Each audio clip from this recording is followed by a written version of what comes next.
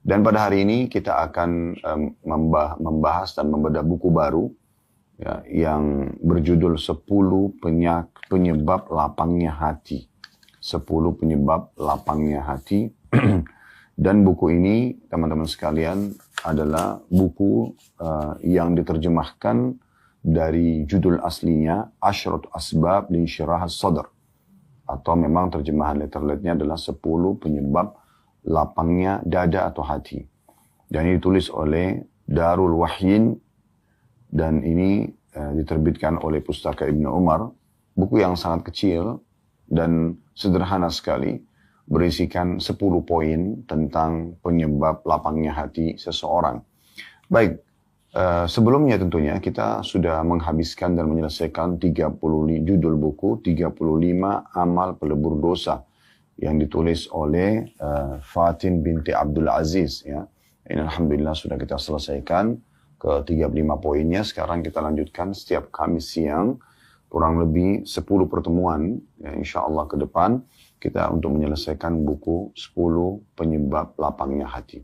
Mungkin buku ini terlihat kecil dan sederhana, harganya pun tidak seberapa, tetapi tentu berisikan ilmu-ilmu yang bermanfaat, dalil-dalil yang bermanfaat, dan seperti biasa metode kami dalam membedah buku, walaupun penulis hanya menulis sebuah judul saja misalnya, maka kami tetap akan mendatangkan syarah atau penjelasan agar Bapak Ibu dan saudaraku seiman bisa mendapatkan manfaat dari ilmu yang luas insya Allah dan dalam serta memudah atau termudahkan untuk memahami juga mengamalkannya dengan izin Allah Subhanahu wa taala. Baik, di awal pertemuan kita berdoa kepada Allah Subhanahu wa taala, semoga Allah Subhanahu wa taala memanjangkan umur kita di atas ketaatan kepadanya, kesempurnaan ilmu, kesempurnaan iman. Dan juga tentunya kita berharap agar Allah selalu menjaga kita dari segala mara bahaya, segala musibah, dan Allah Subhanahu wa taala menjadikan kita orang-orang yang selalu taat dan patuh kepadanya, serta juga dilindungi olehnya, diberikan rezeki dari sisinya, serta juga tentu diselamatkan dengan kekuatan dan daya dari sisinya. Dan Allah Subhanahu wa taala semoga saja menyatukan kita semua di surga firdausnya tanpa hisab, semoga disatukan dalam majelis ilmu yang mulia ini. Allahumma amin. Baik teman-teman sekalian, kita akan mulai membedah dulu judulnya 10 penyebab lapangnya hati ataupun dada.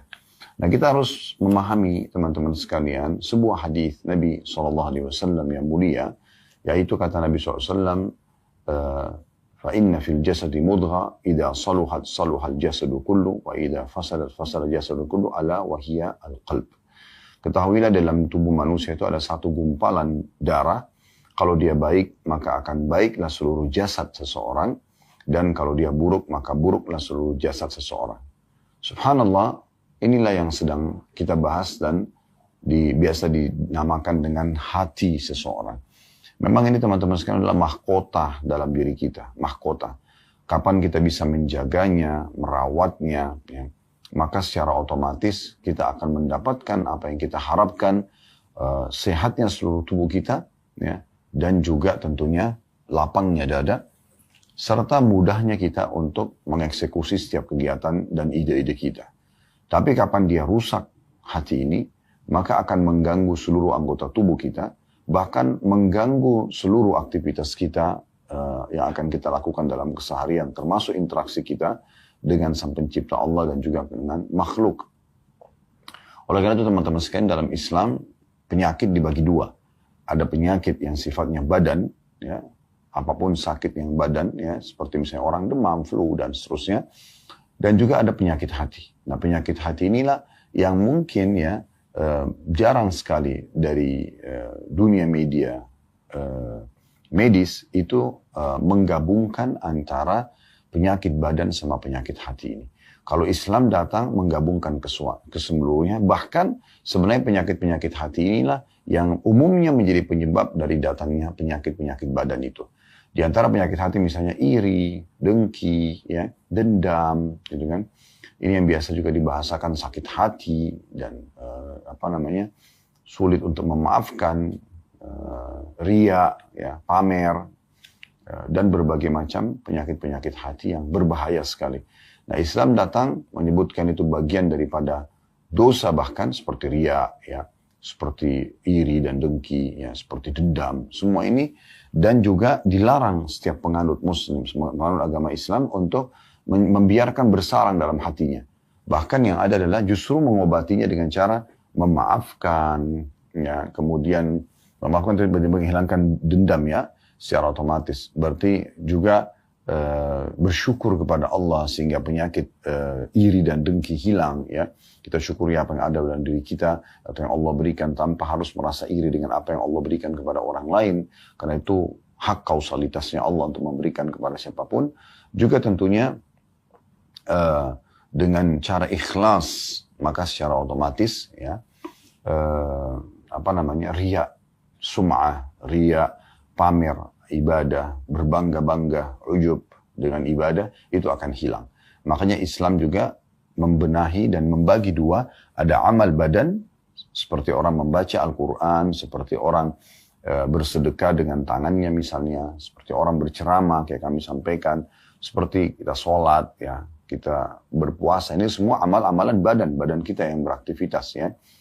Namun juga ada amalan hati, dan harus connect satu sama yang lain. Amalan hati seperti ikhlas, tawakal kepada Allah, ya.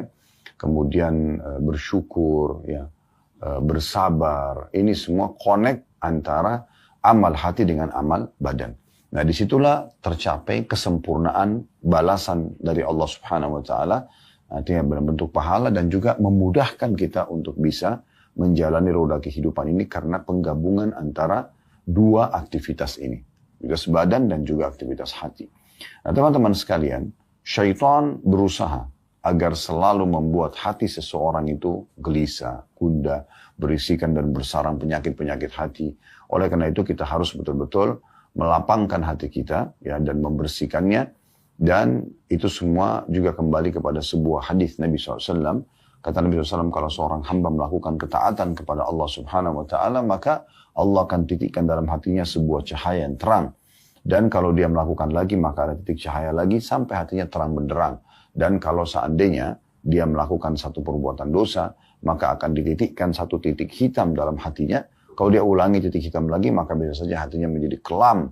Bahkan Allah Subhanahu Wa Taala menggambarkan ada hati yang, ya, lebih keras daripada batu. Asyaddu qaswah, lebih keras daripada batu itu. Maka ini sudah sulit sekali untuk mendapatkan peringatan. Hati-hati yang lembut, yang lunak, yang berisikan amal-amal hati seperti ikhlas, tulus, ya, pada Allah, ikhlas menerima takdirnya Allah, bertawakal kepada Allah, artinya mengembalikan hasil usaha dia kepada Allah. Kemudian juga dia memaafkan, ya, kalau ada kesalahan, maka akan membuat orang seperti ini lebih mudah untuk melalui kehidupan dia. Dan juga dia selalu siap untuk memulai sesuatu yang baru dalam hidupnya, karena memang dasarnya, ya, dia tidak iri, tidak hasad, tidak ada penyakit, jadi penuh dengan hal-hal yang sangat baik dalam hatinya. Maka dengan seperti ini orang-orang akan bisa lapang dada, bisa selalu tenang dan senang dalam menghadapi kehidupannya. Nah, ini gambaran tentang masalah hati itu sendiri. Tapi kalau kita sudah bersarang amal-amal hati tersebut, maka kita akan sangat lunak.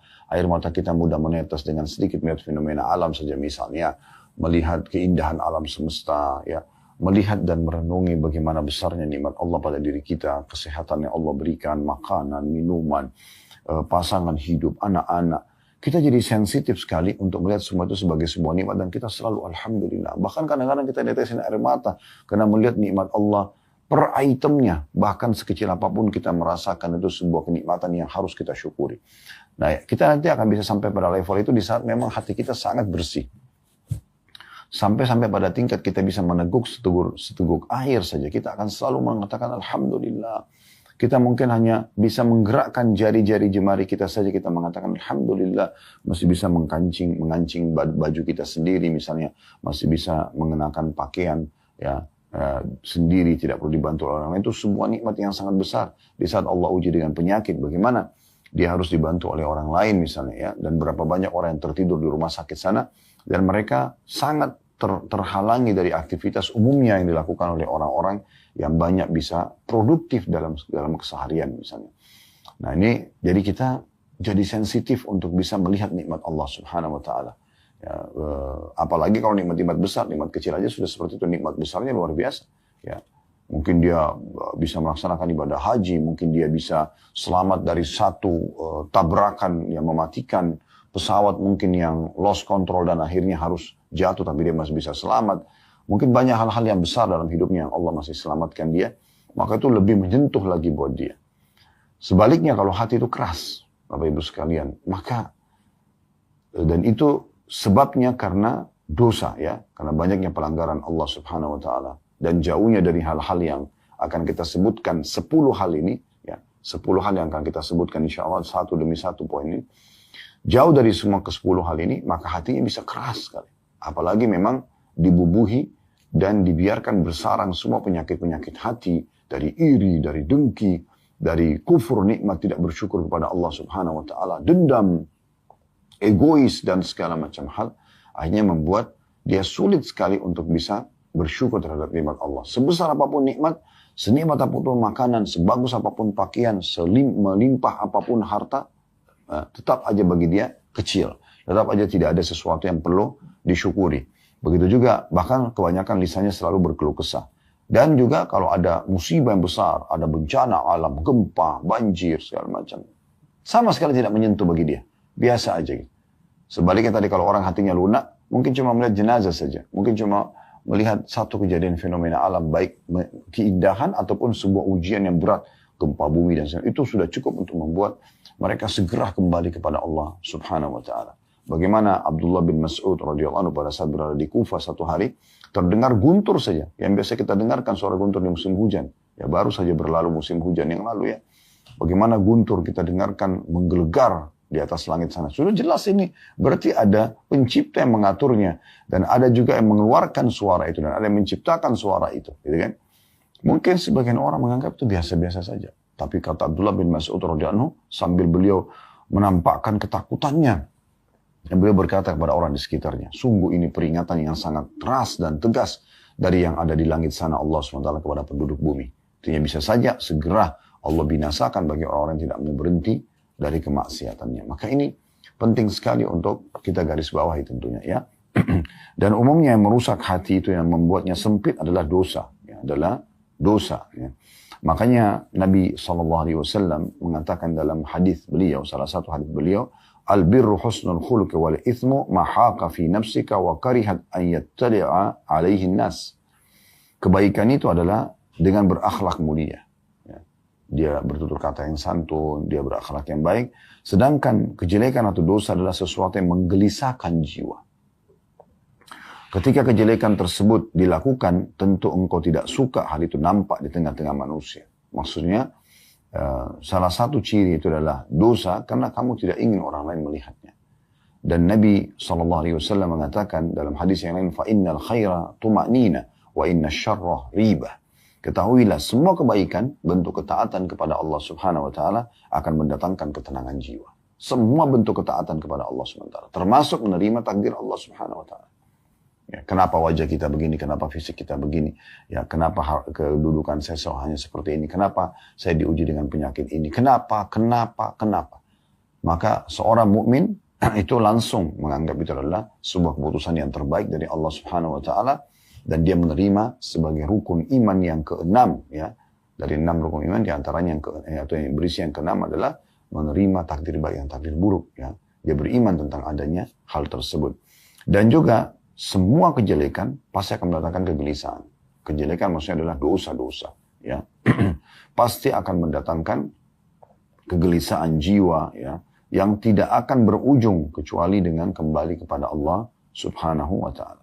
Kalau hadis pertama tadi yang saya bacakan diriwayatkan oleh Al-Hakim ya, dalam kitab Mustadrak beliau, jadi 2 halaman 51 dan hadis yang kedua saya bacakan riwayat Tirmidzi di nomor 2518 dan Imam Ahmad jadi 1 halaman 200. Begitu juga Nabi SAW mengajarkan kepada kita agar jangan ya, membuka pintu-pintu ya, agar membuat jiwa kita gelisah dengan cara da'ma yaribuka ila ma la yaribuk. Tinggalkan yang meragukanmu dan beralih pada apa yang tidak meragukanmu. Kemudian beliau mengatakan fa inna sidqa tuma'nina. Jujur adalah ketenangan jiwa. Wa innal kadhiba ribah. Dan ketahuilah dusta itu adalah kegelisahan dan kegundahan. Ya. Jadi ini harus kita fahami baik-baik, gitu kan?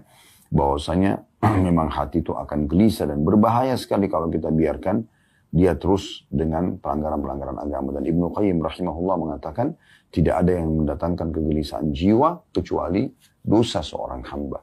Baik itu dosa yang dia lakukan secara langsung atau secara tidak langsung. Secara langsung misalnya memang dia sengaja iri, hasad, penyakit hatinya misalnya. Atau dia eksekusi dengan tubuhnya, dengan memukul, dengan mencuri, dengan menggibah, menggunjing, dan segala macam. Memfitnah. Maka itu bisa saja. Atau secara tidak langsung. Dia tidak paham kalau itu dosa. Dan tidak mau juga mempelajarinya. Ya. Seperti misalnya orang tidak bisa menerima keputusan Allah subhanahu wa ta'ala. Dia ingin keluar, tiba-tiba hujan. Keputusan Allah subhanahu wa ta'ala. Oh, kenapa hujannya? Dia berkeluh kesah dengan itu. Ya. Atau terjadi sesuatu dalam hidup dia yang sebenarnya kejadian tersebut tidak ada pelanggaran agama di dalamnya. Tidak ada pelanggaran agama di dalamnya. Ya. Misalnya, dia belum sholat, anaknya ingatkan. Ibu sholat ya, ayah sholat ya. Peringatan sampai, tapi karena dia merasa itu anak kecil, kok ngapain ingatin misalnya, ya contoh. Atau apa saja yang berhubungan dengan masalah takdir-takdir Allah subhanahu wa ta'ala. Itu yang paling sering terjadi. Ya, dosa yang tidak disadari adalah menolak takdir Allah subhanahu wa ta'ala. Atau berkeluh kesah dengan itu. Disebutkan dalam sebuah riwayat Imam Ahmad rahimahullah. Beliau pernah sakit. Dan beliau berkeluh kesah sambil mengatakan, aduh gitu ya. Sebenarnya itu normal saja ya. Tapi seorang ulama yang bernama Taus. Ya, sebenarnya julukannya Taus. Namanya Zakwan rahimahullah. Seorang ulama besar di masa itu. Taus ini nama burung, jenis burung ya, yang indah gitu ya, bulunya dan segala macam. Karena orang ini secara fisik sempurna ya, paras wajahnya tampan, orangnya bersih, fisiknya kekar, orangnya kaya, orangnya pintar, masya Allah. Maka diberikan julukan Taus. Maka Taus mengatakan perkataan aduh pun akan dicatat oleh malaikat. Maka semenjak itu Imam Ahmad rahimahullah tidak pernah lagi bertutur kata kecuali atau tidak pernah mengucapkan aduh ya. Pada saat beliau sedang membutuhkan pun tidak mengucapkannya. Karena khawatir nanti dicatat oleh malaikat dan akhirnya diminta pertanggungjawaban di sisi Allah subhanahu wa ta'ala.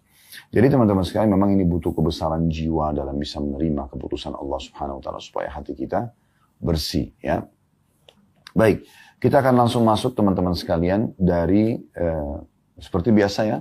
Saya coba bacakan dulu pendahuluan dan saya selalu ingatkan bukan cuma pendahuluan, kalau Anda beli sebuah buku, maka Anda mulai dengan membaca daftar isi, dan daftar isi ini akan menjelaskan kepada Anda secara ringkas apa saja akan dibahas ya. Itu ada di halaman 7 sampai halaman 8 ya. Setelah pengantar penerbit daftar isi pendahuluan, nah, kita akan baca pendahuluan sebentar insya Allah. Kemudian penyebab penyenang atau penenang hati yang pertama, mentauhidkan Allah. Yang kedua, prasangka baik kepada Allah. Yang ketiga, ilmu syar'i. Yang keempat, berzikir dan banyak berdoa kepada Allah. Yang kelima, bersegera meninggalkan kemaksiatan dan muhasabah atau introspeksi diri. Yang keenam, senantiasa melaksanakan kewajiban. Yang ketujuh, bergaul dengan orang-orang saleh. Yang kedelapan, membaca Al-Quran. Yang kesembilan, berbuat baik kepada sesama. Yang kesepuluh, membuang kedengkian hati dan keinginan keras untuk membersihkannya. Jadi ini nanti insya Allah akan kita bahas dan saya coba akan baca dulu pendahuluan dari penulis setelah memuji Allah subhanahu wa ta'ala dan membaca salawat kepada Nabi SAW. Beliau mengatakan kesempitan dada, itu ada di halaman 9 ya. Kesempitan dada dan apa yang dialami muslim berupa kegelisahan dan kegundahan persoalan yang terkadang melewati tiap-tiap orang dari kita.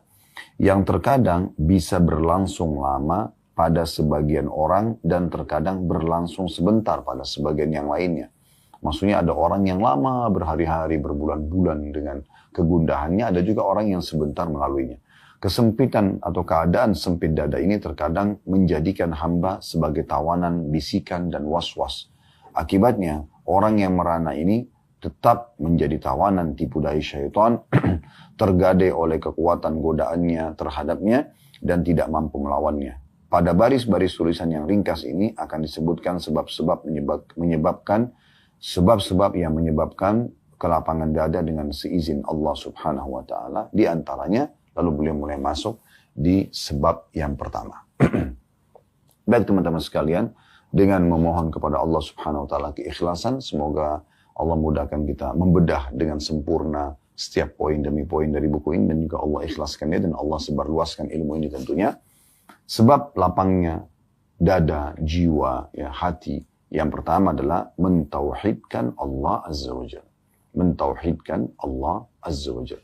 Mentauhidkan artinya betul-betul mengesahkan Allah dengan penuh keyakinan dalam hati, difikirkan dengan akal fikiran, diaplikasikan dengan anggota tubuh, kalau tidak ada Tuhan yang berhak disembah kecuali Allah. Tidak ada yang memberikan rezeki, ya, yang mengangkat dan menahan rezeki, yang menambah rezeki. Tidak ada yang mengatur umur, ya, dan menghidupkan dan mematikan. Tidak ada yang memberikan penyakit dan menyembuhkannya. Tidak ada, ya, yang mengatur fenomena yang di sekitar alam, fenomena alam sekitar kita, ya, baik pergantian siang malam, turunnya hujan, musim dan segala macam, populasi manusia. Tidak ada yang membuat seseorang itu mandul dan juga subur dan seterusnya, contohnya dalam masalah ini, kecuali Allah Subhanahu wa taala, dan betul-betul memurnikan semua itu serta merasa dengan tauhid ini dengan mengesahkan Allah, dia selalu berkomunikasi dengan Tuhannya, dia selalu bersangka baik dengan Tuhannya. Oleh karena itu di sini dalam mentauhidkan Allah bukan hanya sekedar memahami, oh, mengesahkan Allah selesai, ya udah saya imani Allah sebagai Tuhan. Tidak, betul-betul harus sangat dalam. Dan ini yang dimaksud oleh penulis di sini. Jadi betul-betul kita mentauhidkan Allah Subhanahu wa taala sehingga pada saat kita sedang ada nikmat, kita yakin yang menciptakan kita Allah, yang juga memberi nikmat itu Allah, yang bisa mempertahankan hanya Allah. Kalau kita sedang sakit dan datang musibah, maka yang menciptakan kita Allah, yang menciptakan penyakit itu Allah, dan yang bisa mengangkat musibah dan masalah itu adalah Allah. Maka saya bacakan di sini di halaman 11 di sebab pertama penenang hati, yaitu perkataan Ibnu Qayyim rahimahullah, diangkat oleh penulis, mencintai Allah Azza wa Jalla, mengenalnya, senantiasa mengingatnya, merasa tenang dan tentram kepadanya, serta mengesahkannya dengan cinta, takut, harap, tawakal, dan muamalah. Di mana dialah satu-satunya yang berwenang menghilangkan kesusahan hamba dan mewujudkan keinginannya, adalah surga dunia dan kenikmatan yang tidak bisa disamai oleh kenikmatan lainnya. Itu adalah penyebab mata para muhibbin atau orang-orang yang mencintai Allah Azza wa Jal, dan kehidupan para arifin atau orang-orang yang mengenal Allah Subhanahu wa ta'ala. Dan Ibnu Qayyim juga mengatakan, kata beliau rahimahullah, sejauh mana kesempurnaan, kekuatan dan bertambahnya tauhid itu, maka sejauh itu pula kelapangan dada pemiliknya. Nah, saya kembali jelaskan dulu perkataan Ibnu Qayyim rahimahullah. Ya, mencintai Allah Azza wa Jalla, mengenalnya, ya, senantiasa mengingatnya, ini kan semua berarti bertauhid kepada Allah, ya. Merasa tenang dan tentram kepadanya, maksudnya keputusannya, ya, dan juga bergantung padanya, memohon kepadanya, serta mengesahkannya dengan cinta. Tidak ada Tuhan selain Allah, tidak ada tempat bergantung kecuali kepada Allah, dengan penuh cinta, dengan penuh takut akan siksanya sehingga tidak berani melanggar, dengan penuh harap agar semua permintaannya dipenuhi oleh Allah, tawakal, menyerahkan hasil usaha setelah berusaha, dan juga, ya, dalam hal muamalah, interaksi dalam keseharian selalu melibatkan Tuhannya, di mana dialah Allah satu-satunya yang berwenang menghilangkan kesusahan hamba dan mewujudkan keinginannya. Jadi musibah kita bisa diangkat dan apa yang kita harapkan diberikan. Nah, itu hanya Allah Subhanahu wa ta'ala. Makanya banyak sekali nasihat para ulama berhubungan dengan masalah ini. Di antaranya seorang Arab Badui pernah mengusul dalam sebuah syairnya yang kurang lebih artinya, jangan engkau gantungkan nasibmu pada makhluk, karena kalau engkau gantungkan nasibmu padanya maka dia akan marah. Tapi gantungkanlah nasibmu kepada Sang Pencipta Allah, yang kalau kau tidak memohon kepadanya justru dia akan marah kepadamu. Dan ini sesuai juga sejalan dengan sabda Nabi SAW, man lam yadu'ullah yaghdab alaih, dalam hadis riwayat Tirmidzi. Siapa yang tidak memohon, manja dan merengek kepada Tuhannya Allah, maka Allah pun akan murka kepadanya. Ya. Dan kenikmatan, ya, yang luar biasa kalau Allah tanamkan dalam hati seperti ini, ya, ini kalau ada tanaman tauhid, selalu sama Tuhannya, selalu sangka baik dengan Tuhannya. Apapun keputusan Allah dia selalu ridho, ya, sehat, sakit, ya, miskin, kaya, selalu saja dia baik pada Tuhannya. Seperti nanti akan kita jelaskan dalam poin yang kedua insya Allah nanti ya, pertemuan akan datang bersangka baik kepada Allah, maka dia akan selalu tentram hidupnya. Ya. Dan juga perkataan Ibnu Qayyim tadi yang terakhir adalah makin dalam pengetahuan tauhid seseorang, makin kuat keyakinannya kepada Allah SWT, maka makin jauh pula kelapangan dada pemiliknya. Ya, makin mudah sekali dia untuk menerima. Contoh misalnya, pada saat nikmat sedang ada, kita bersyukur. Dan itu tidak sulit untuk bersyukur. Ya. Umumnya orang semua mengatakan, oh ya Alhamdulillah. Sebentar misalnya kita buka puasa, kita dapat makanan, minuman, kita merasa nyaman. Maka itu oke-oke saja. Kita dengan mudahnya kita bisa langsung bersyukur. Tapi yang perlu kita titik beratkan, syukur ini sebuah sayap kehidupan yang selalu harus dipandarkan dengan sayap yang lain, yaitu sabar pada saat ujian datang. Karena tidak mungkin orang tidak diuji oleh Allah Subhanahu wa Ta'ala. Oleh karena itu kita harus paham benar-benar poin masalah ini. Sebagaimana kita bisa syukuri dan menerima kalau kita diberikan nikmat, kita juga harus bisa bersabar pada saat kita diberikan ujian. Itu poin yang sangat luar biasa yang harus kita pahami. Ya. Sehingga kalau kita pernah sehat, kita juga bisa menerima pada saat kita sakit. Kita pernah kenyang, kita juga bisa menerima pada saat kita lapar. Pada saat kita tua, kita bisa menerimanya. Karena kita juga pernah, atau kita muda, kita bisa menerima, syukuri, dan kita bisa menerima pada saat kita sudah tua dan pikun, sehingga tidak kekuatannya berkurang dan segala macam. Semua itu adalah partner kehidupan yang harus ada. Sebagaimana juga kita hidup, kita akan mati. Dan puncaknya nanti di akhirat ada surga dan ada neraka. Baik teman-teman sekalian, berbicara masalah tauhid kepada Allah Subhanahu wa Ta'ala, saya akan coba melihat dan melirik apa yang ditulis oleh Syekh Abu Bakar Jazair rahimahullah dalam kitab Minhajul Muslim beliau. Ada 4 bab yang beliau angkat di awal bab kitab akidah beliau, itu tentang masalah mentauhidkan Allah Subhanahu wa Ta'ala. Beliau mengatakan, saya bacakan apa yang ditulis ya. Pasal ini maksudnya beriman kepada Allah dan mentauhidkan adalah pasal yang paling penting kedudukannya dan paling agung nilainya. Sebab seluruh kehidupan seorang muslim berpusar di situ dan terbentuk karenanya. Mulai dari tauhid kepada Allah. Ini adalah dasar segala prinsip dalam sistem umum bagi kehidupan seorang muslim secara keseluruhan. Seorang muslim beriman kepada Allah Subhanahu wa Ta'ala dalam arti dia meyakini wujudnya Allah yang maha suci dan bahwa sungguhnya dia adalah pencipta langit dan bumi, maha mengetahui yang gaib dan yang tampak, Rabb atau pencipta, penguasa, pengatur segala sesuatu dan pemiliknya. Tiada Tuhan yang berhak disembah kecuali dia, tiada Rabb selain dia. Dia meyakini bahwasanya Allah memiliki sifat kesempurnaan, suci dari semua kekurangan. Yang demikian itu karena petunjuk Allah Subhanahu wa Ta'ala kepadanya dan karena dalil-dalil nakli dan akil berikut ini. Jadi beliau menyebutkan semua ini diikuti dengan dalil tentunya. Nah, di antara dalil yang diangkat oleh beliau, saya mungkin tidak bacakan semua karena cukup banyak, tapi bisa Bapak Ibu membuka dalam surah Al-A'raf ayat 54 ya.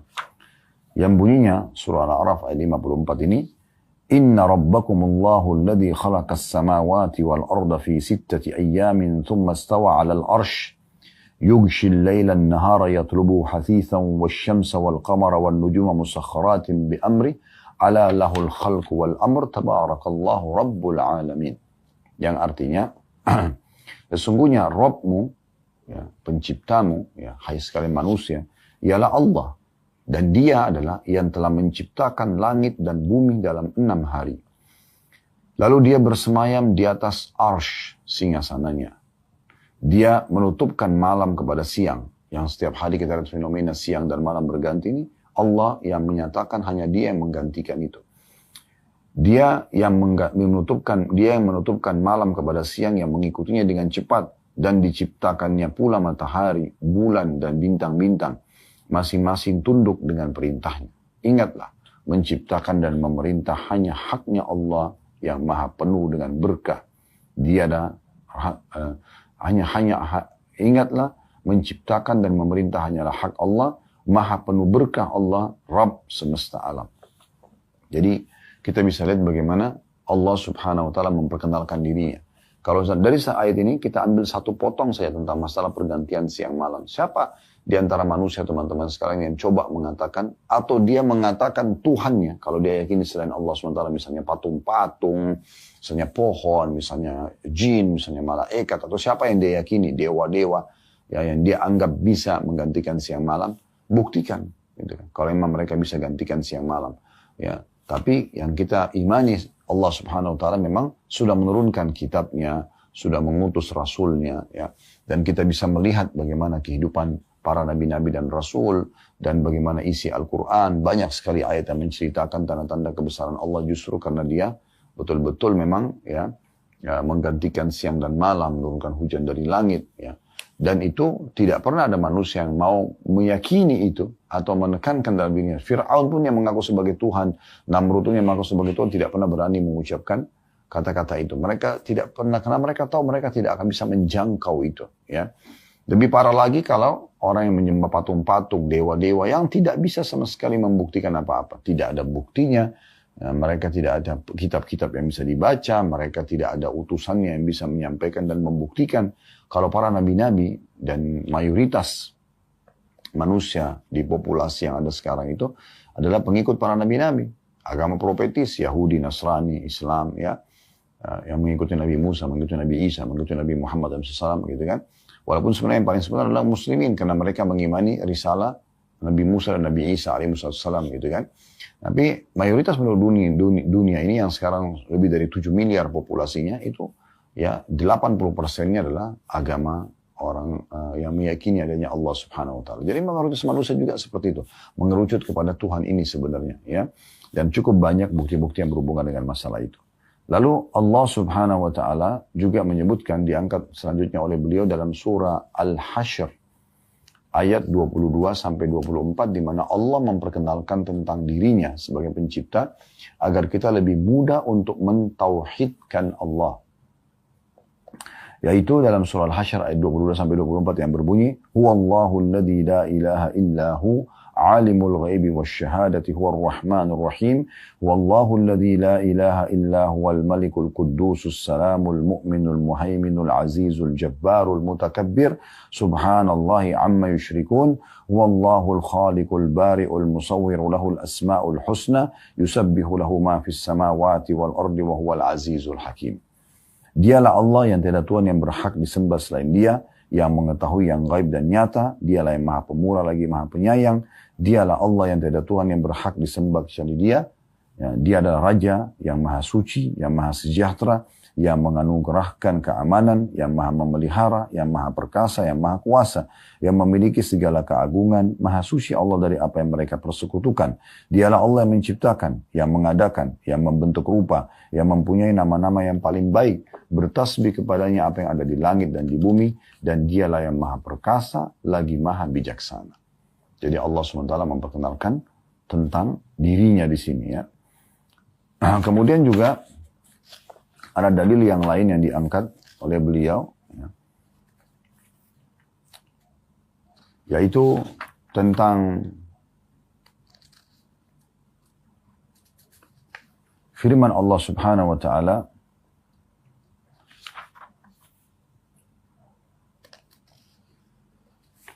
di dalam surah Ar-Rum ayat 27 yang bunyinya, wa huwa alladhi yabda'ul khalqa thumma yu'iduhu wa huwa ahwanu 'alaihi wa lahul mathalul a'la fis samawati wal ardi wa huwal azizul hakim. Dialah yang menciptakan manusia dari permulaan, kemudian mengembalikan atau menghidupkannya kembali, dan menghidupkan kembali itu lebih mudah baginya, dan baginya lah sifat yang maha tinggi di langit dan di bumi. Dialah yang maha perkasa, lagi maha bijaksana. Dan sekian banyak dalil-dalil yang berhubungan dengan masalah hal yang serupa dengan ini. Intinya sebenarnya, berapa banyak di antara manusia yang telah mengimani Allah Subhanahu Wa Taala, hanya saja memang sangat sedikit di antara mereka yang mentauhidkan Allah secara murni. Kita lihat misalnya fenomena masyarakat Mekah di masa Nabi Sallallahu Alaihi Wasallam. Mereka yakin Ka'bah itu rumahnya Allah, dibangun oleh Nabi Ibrahim AS. Mereka tawaf juga, mereka juga melaksanakan ibadah haji. Cuma sayangnya mereka masih syirik kepada Allah, masih menyekutukan Allah dengan makhluk-makhluk yang lain. Dimulai dari Amru bin Luhai, ya, salah satu orang yang pernah hidup di masa sebelum lahirnya Nabi Muhammad SAW. Dia pernah dengan sukunya, ya, suku dia Khuza'ah, menyerang Mekah dan merebut dari suku Jurhum.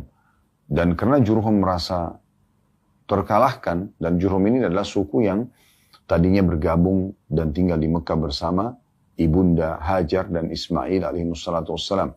Turun-temurun mereka hidup di Mekah karena ada ibadah haji, mereka menjadi penduduk Mekah. Jadi mereka itu terlihat secara perekonomian mengundang dengkinya orang-orang, termasuk suku Khuza'ah. Maka suku Khuza'ah menyerang Mekah dan Jurhum dikalahkan. Nah, waktu Jurhum kalah, mereka menimbun air Zam-Zam. Mereka menimbun sumur Zam-Zam, sehingga akhirnya tidak ada Zam-Zam sekitar antara kata ahli sejarah 300 sampai 500 tahun. Jadi cukup lama tidak ada Zam-Zam di Mekah, gitu kan. Maka pada saat itu, teman-teman sekalian, salah satu raja dari Khuza'ah ada bernama Amr bin Luhai. Dia jadi dia kalau mau datangkan air untuk penduduk Mekah sebagai raja, dia selalu mendatangkan setiap hari dari luar Mekah di perkampungan-perkampungan yang memiliki sumur yang mungkin memiliki air yang cukup banyak, dengan membelinya dan akhirnya bisa membuat roda kehidupan di Mekah berjalan. Nah, satu waktu dia pernah ke negeri Syam, dia temukan ada satu suku Amalek namanya. Suku Amalek ini menyembah patung. Tapi mereka juga yakin ada Tuhan Allah. Maka Amr bin Luhai nanya, ini apa yang kalian lakukan? Dia bilang, ini patung-patung perantara antara kami sama Allah. Dan dia juga bisa membantu menurunkan hujan, dia bisa menyembuhkan penyakit, bisa memudahkan rezeki dan seterusnya. Dan juga bahasa menurunkan hujan mengundang keinginan Amr bin Luhai untuk membeli patung-patung yang mereka jual sambil mengatakan di Mekah kami kurang air, mungkin Tuhan-Tuhan kalian bisa membantu kami. Maka mulai dia beli patung-patung, kemudian dia taruh di Mekah, dia ajak masyarakat untuk menyembah patung tersebut, dan mulailah tersebar penyembahan berhala di saat itu di kota Mekah. Maka teman-teman sekalian, pada saat itu akhirnya dia datangkan patung yang lebih besar lagi, dan bahkan menyuruh masyarakat Mekah akhirnya memproduksi patung-patung, dan mulailah pasar-pasar Mekah dipenuhi dengan patung-patung syirik kepada Allah Subhanahu wa taala. Nah, perbuatan-perbuatan ini akhirnya membuat mereka jauh dari Allah Subhanahu wa taala, dan Nabi SAW mengingatkan mereka agar segera kembali ya pada saat beliau bebaskan kota Mekah dengan cara menghancurkan 360 patung yang mereka yakin ini dewa itu, yang turunkan hujan, yang bisa berikan keturunan, yang ini, yang itu, segala macam. Dan Nabi SAW hancurkan dengan tongkat beliau sendiri, yang pada saat itu doktrin yang ada di masyarakat Mekah, kalau seandainya seseorang itu melihat saja ke salah satu patung mereka anggap Tuhan namanya Hubal, itu bisa kualat. Maka Nabi SAW sengaja menghancurkan semua termasuk Hubal sendiri, di mana Nabi SAW dari atas unta beliau mencolok matanya Hubal, ya patung itu, kemudian terpotonglah bagian kepalanya, kemudian beliau mendorong bagian badannya dan akhirnya jatuh dan pecah, dan beberapa sahabat memecahkan kembali, tambah memecahkan patung itu, sehingga akhirnya habislah semua kesyirikan kepada Allah, dan Nabi SAW mengembalikan mereka bertauhid kepada Allah Subhanahu wa taala, untuk kembali betul-betul memurnikan ibadah kepada Allah. Dan Nabi SAW ajarkan dalam banyak hadis beliau, di antaranya beliau mengatakan kepada para sahabat agar memurnikan tauhid. Kalau kalian minta kepada Allah, mintalah sesuatu yang sangat besar, dan mintalah segala sesuatunya, sampai mintalah tali sendal kalian yang kalian butuhkan. Makin kita manja kepada Allah, maka makin kuat tauhid kita. Makin kita memohon, merengek kepada Dia, maka makin ya dekat kita kepada Allah, dan makin murni tauhid tersebut. Jadi ini butuh kekuatan yang luar biasa ya, bagaimana mentanamkan dalam hati tentang masalah itu. Dan semua nabi-nabi yang diutus oleh Allah Subhanahu wa taala, ada 124.000 nabi, diantaranya 313 rasul.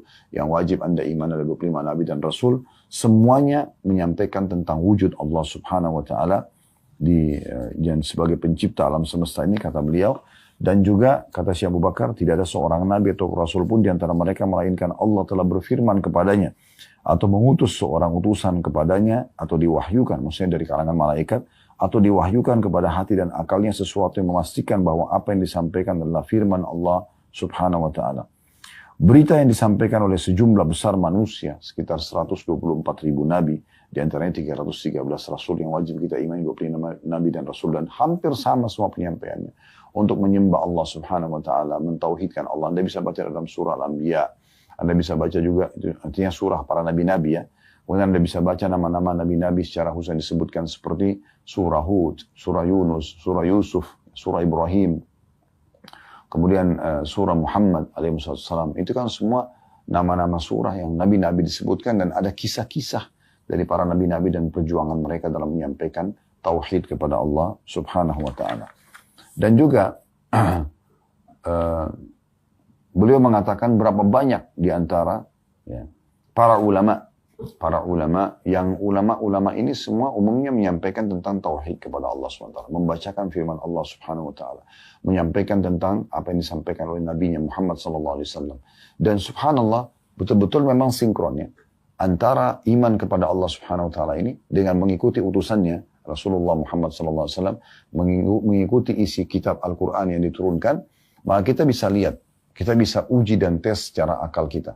Apakah ini benar atau tidak, baik atau tidak. Kita akan temukan semua yang diperintahkan. Jujur, amanah, tanggung jawab, bakti sama orang tua, jenguk orang sakit. Apalah, membantu orang susah. Semuanya pasti baik-baik. Dan dijanjikan janji yang sangat besar dari balasan. Nah begitu juga dengan apa yang dilarang. Bohong, menipu, menggunjing, memfitnah, memukul, mencuri, membunuh. Semuanya buruk-buruk. Mengganggu orang dan segala macam. Dan itu diancam. Nah, berarti ancam dengan ancaman yang berat ya. Dengan dosa dan segala macam. Dengan hukuman disiksa kubur, siksa neraka. Berarti orang kalau mengikuti dan mencerna dengan akal sehatnya, ini agama yang benar. Dan ini Tuhan yang benar. Karena ajarannya semua mengarah kepada sesuatu yang baik. Dan sudah terlalu banyak orang yang membuktikan dengan keimanan mereka. Bahkan miliaran tadi kita sudah bahasakan. Mayoritas manusia justru meyakini tentang masalah itu.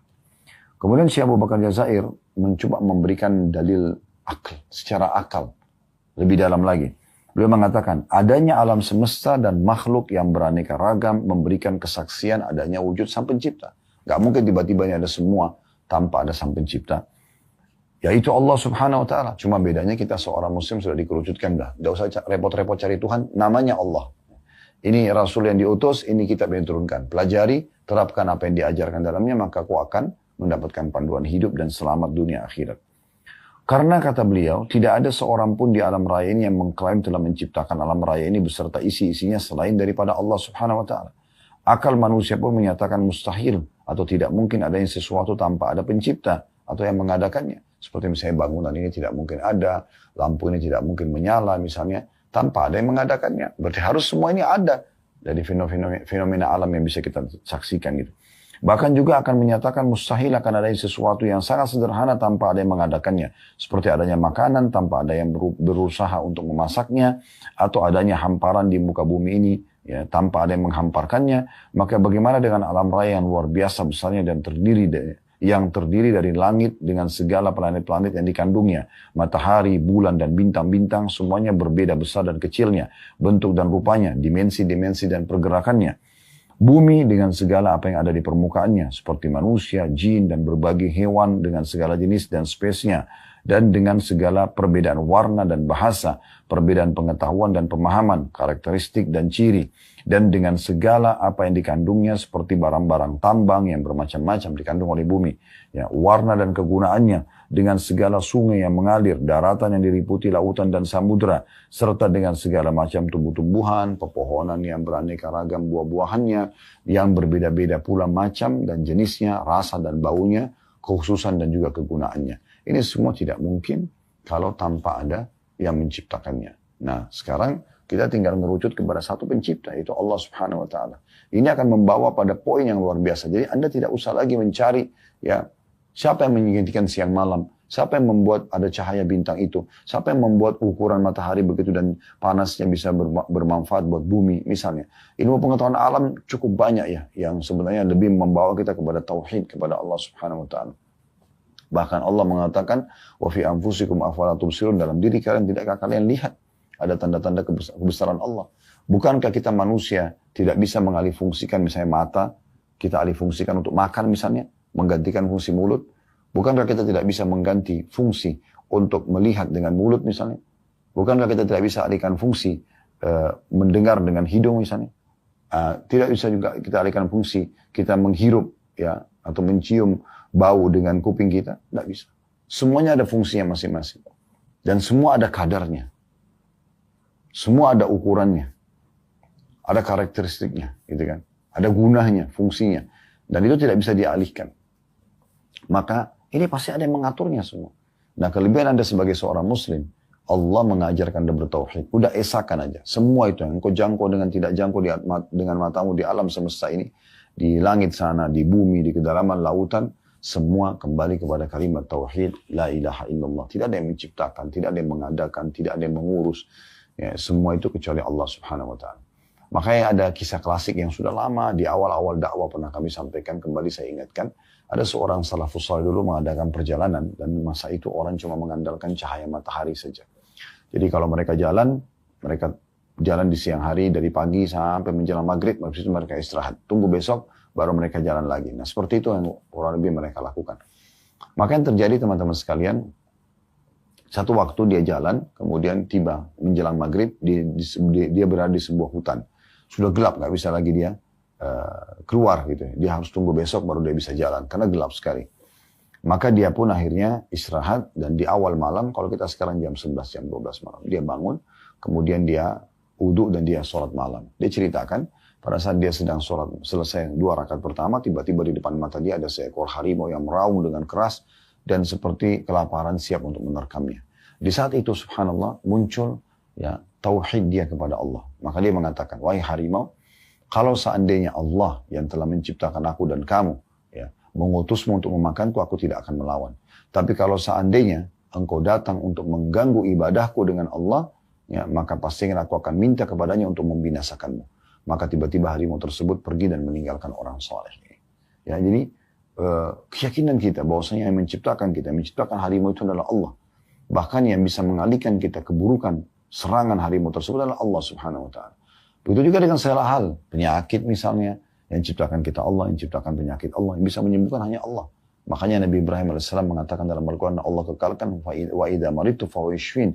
Kalau saya sakit, maka dia yang menyembuhkan saya, maksudnya Allah subhanahu wa ta'ala. Nah ini semua bentuk-bentuk tauhid kita kepada Allah. Apapun ujian datang, berarti Allah sedang menguji kita, kita bersabar. Gitu kan. Kita tinggal kembalikan, apakah secara agama ini, sebabnya adalah kita sendiri dosa, kita tinggal introspeksi diri, kita bertaubat kepada Allah, atau memang dasarnya itu adalah kebenaran, tapi kita dipastikan harus mengikutinya, supaya kita terima takdir Allah subhanahu wa ta'ala. Apapun keputusan Allah subhanahu wa ta'ala, kita terima.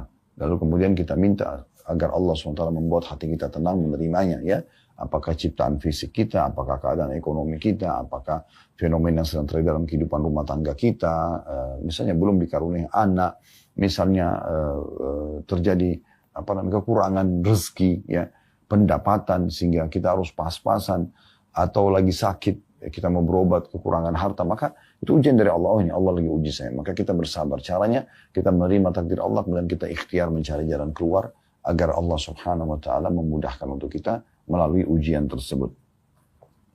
Dan beliau mengatakan juga secara akal juga adanya firman Allah subhanahu wa ta'ala dalam Al-Quran yang bisa kita baca, kita fahami maknanya, membuktikan adanya wujud Allah subhanahu wa ta'ala. Karena sangat mustahil ada pembicara atau kalam tanpa adanya pembicara atau mutakallim, ya. Atau adanya ucapan tanpa ada yang mengucapkan. Jadi kalam atau firman Allah menunjukkan wujudnya, dan ini mengandung, ya, ajaran yang paling kokoh dan sempurna yang pernah diketahui oleh manusia. Undang-undang atau aturan yang paling bijaksana yang merealisasikan berbagai kebaikan bagi umat manusia. Ia juga meliputi teori-teori ilmiah yang paling benar, serta meliputi berbagai masalah gaibiyah atau hal-hal yang gaib bagi manusia dan peristiwa-peristiwa bersejarah. Dan di dalam semua itu atau semua hal itu, ia sangat tepat dan benar. Tidak ada satu hukum atau aturan pun dari hukum-hukum yang dikandungnya yang tidak merealisasikan kegunaan dan manfaatnya sepanjang zaman. Sekalipun waktu dan tempat berbeda. Tidak ada satu teori pun dari teori-teori yang ada di dalamnya yang kadaluarsa. Dan tidak ada satu masalah gaib pun yang tidak terbukti dari perkara-perkara gaib yang diberitakan. Dan tidak ada seorang pun ahli sejarah yang berani membatalkan satu kisah dari kisah-kisah yang dimuat dalam firman Allah dalam Al-Quran. Lalu kemudian ia mendustakannya, atau mampu mendustakan atau menafikan suatu kejadian dari kejadian bersejarah yang disebutkan dan diinformasikan secara rinci. Al-Quran berisikan tentang sejarah umat-umat sebelum kita. Berisikan tentang hukum-hukum yang harus kita lakukan, ya, yang kita lakukan ketaatan. Berisikan tauhid, pengesahan tentang Allah subhanahu wa ta'ala. Berisikan tentang informasi gaib yang akan terjadi nanti di akhir, ya, kehidupan kita. Permainan kemandian, alam barzah, kemudian juga tentang akhirat, kebangkitan, nanti timbangan amal, kemudian juga tentang surga dan neraka, semuanya terinci. Maka tidak ada sesuatu yang membuat orang itu harus menolak Al-Quran, karena berisikan semua fakta-fakta. Makin cerdas akal seseorang, makin mudah dia bisa menerima semua kebenaran tersebut. Di hari-hari kita sekarang, kejadian yang terjadi di Gaza, semoga Allah SWT angkat permasalahan yang sedang mereka hadapi dan Allah berikan kemenangan. Jadi luar biasa.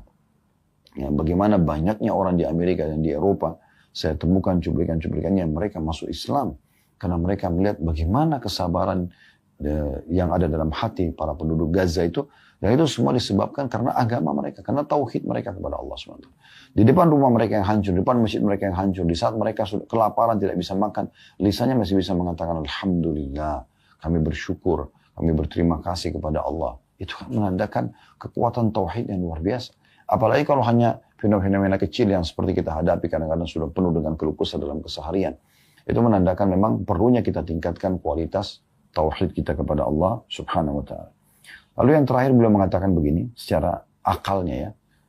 Adanya sistem yang sangat teratur rapi yang tercermin pada sunnah kauniyah atau dalam sistem penciptaan, pembentukan, pertumbuhan dan pengembangan bagi seluruh makhluk hidup yang ada di alam semesta. Sesungguhnya semuanya patuh dan tunduk kepada peraturan. Tidak dapat keluar darinya bagaimanapun jua. Sebagai contoh adalah manusia.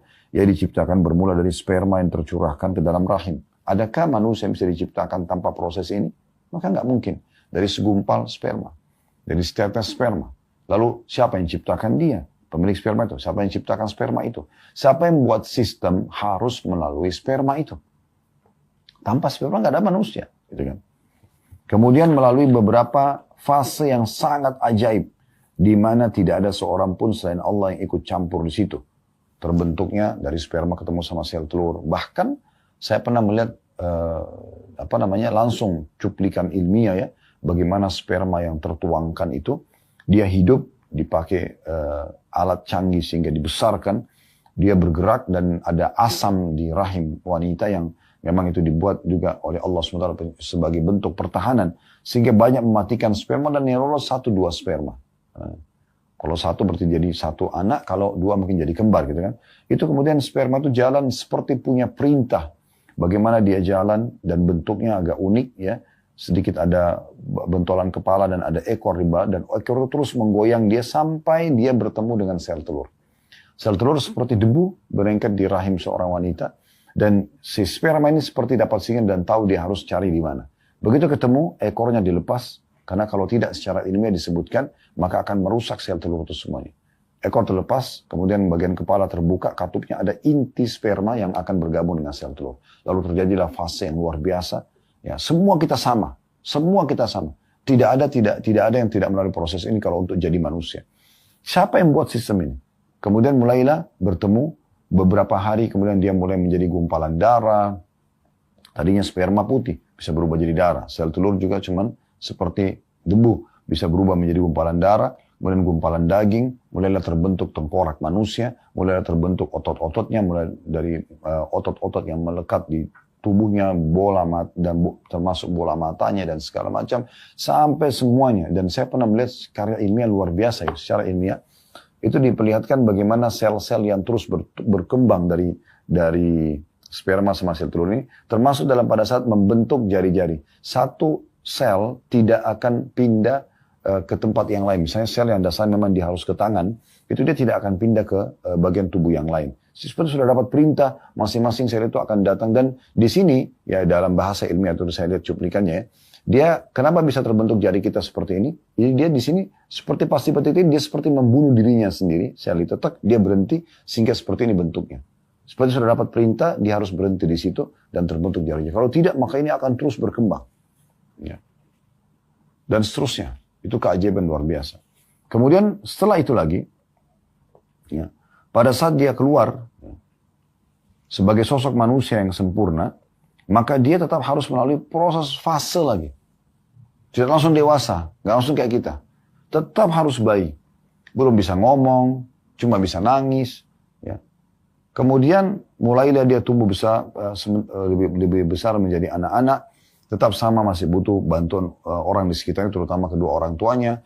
Kemudian sama juga masih proses dia harus belajar, tubuhnya masih terus tumbuh sampai dia menjadi dewasa. Kemudian setelah itu angan-angannya sama, membangun rumah tangga, punya pendapatan. Kemudian setelah itu dia mulai tua dan meninggal dunia. Fasenya sama. Ini kalau tidak ada pencipta, lalu siapa yang mengatur semua ini? Bagaimana bisa? Itu dalam diri manusia sendiri. Ya.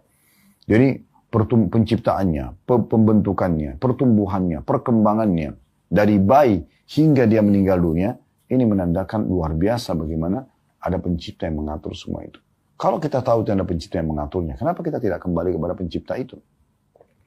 Lalu beliau mengatakan, demikian juga terjadi pada hewan-hewan, pohon-pohon, tumbuh-tumbuhan. Ya. Dan apapun benda-benda yang bisa dijangkau oleh mata kita, yang tidak bisa juga dijangkau oleh mata kita. Semuanya itu melalui satu sistem yang mau nggak mau harus dilewati. Maka ini menandakan luar biasanya seseorang itu ya, menyadari ada Tuhannya Allah SWT dan tinggal kembali kepada Tuhannya Allah Subhanahu Wa Taala. Betapa bahagianya para nabi-nabi dan orang-orang yang sudah mentauhidkan Allah. Mereka betul-betul merasa terpandu dalam hidupnya dan mereka bahagia di dunia, mendapatkan apa yang mereka harapkan karena mereka kembali kepada Tuhannya Allah SWT dan juga tentunya di akhirat mereka akan mendapatkan yang terbaik. Allahu a'lam. Ini bahasan kita teman-teman sekalian insyaAllah. Dan kembali saya mengajak teman-teman untuk saling dukung-mendukung dalam kebaikan. Sebagaimana Allah sebutkan dalam surah Al-Ma'idah surah nomor 5 ayat 2. Wa ta'awanu al-birri wa taqwa. Saling dukung-mendukung dalam kebaikan dan ketakwaan. Wa la ta'awanu al-ithmi wal udwan. Dan jangan saling dukung-mendukung dalam dosa dan pembangkangan. Maka kita saling dukung-mendukung dalam mengembangkan channel dakwah kita ini. Dan semua channel-channel dakwah yang menyampaikan tentang Islam, tentang sunnah Nabi SAW. Tentunya dengan mengikuti semua sistem yang ada di media Anda. Mungkin di YouTube dengan subscribe, like, dan juga loncengnya. Mungkin di Instagram, Facebook, di TikTok. Mungkin ada dengan follow, dengan share. Ataupun sistem yang sudah dikembangkan oleh provider masing-masing. Dan juga saya pasti insya Allah dengan izin Allah Subhanahu Wa Taala memastikan Anda akan ikut mendapatkan pahala atau andil dengan dukungan tersebut.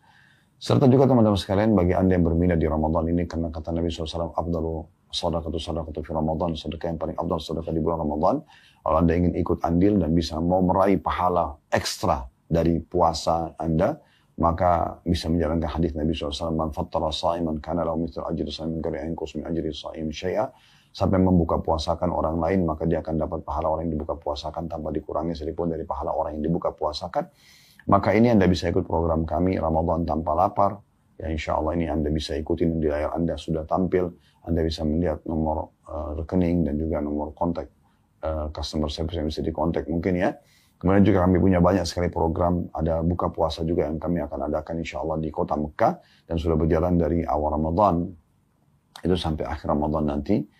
Dengan paketnya itu sekitar Rp60.000 per satu pack yang akan dibagi-bagikan di sekitar Masjidil Haram. Juga tentu kita punya program banyak sekali, motor dai, kemudian membantu anak-anak yatim, kita membantu para janda-janda, ada rumah Quran, ada menyebarkan buku dan Al-Quran, ada program-program yang cukup banyak yang mungkin Anda bisa lihat di Yayasan Khalil Basalamah, tepatnya brandnya Sedekah Kreatif. Semoga saja Allah jadikan majelis kita majelis yang penuh dengan berkah dan diterima sebagai amalan tambahan buat kita. Jangan lupa teman-teman sekalian mendoakan agar negara kita menjadi dengan aman, tentram, damai, dan Allah selalu jaga persatuan dan kesatuan juga kemerdekaan kita. Serta juga Allah menolong saudara-saudara kita di Palestina, terutama di Gaza. Allah berikhlaskan niat mereka, terima para syuhada mereka, mulakan Islam di tangan mereka dan tangan kita semua, dan Allah ikut sertakan kita bersama mereka di pahala, baik dengan doa, dengan harta, juga dengan jiwa kita. Dan semoga Allah Subhanahu Wa Taala menyatukan kita semua di surga Firdausnya tanpa hisab, mana disatukan dalam majelis ilmu yang mulia ini. Allah benar dari Allah, pada saat ini saya mohon dimaafkan. Subhanakallah wa bihamdika, asyhadu an la ilaha illa anta astaghfiruka wa atubu ilaik. Wassalamualaikum warahmatullahi wabarakatuh.